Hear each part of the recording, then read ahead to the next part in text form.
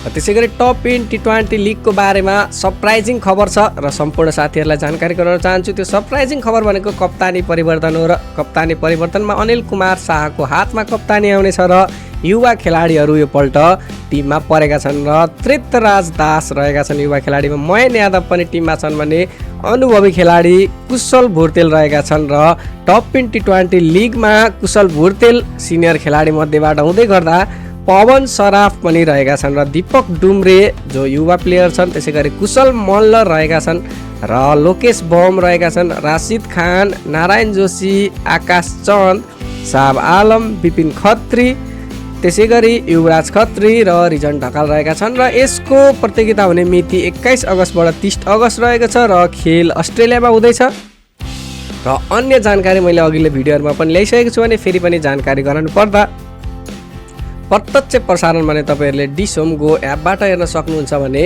अन्य जानकारी मैले अगाडिको भिडियोहरुमा दिइसकेको छु। हाम्रो च्यानलबाट तपाईहरुले अन्य अपडेटहरु लिन सक्नुहुन्छ भने प्रत्यक्ष प्रसारणको कमेन्ट्रीको मजा लिन सक्नुहुन्छ। त्यसैगरी तपाईहरु कुन ठाउँबाट यो जानकारी लिँदै हुनुहुन्छ र नेपाली टिमलाई समर्थन गर्दै हुनुहुन्छ एकपल्ट कमेन्ट पनि गर्नु होला।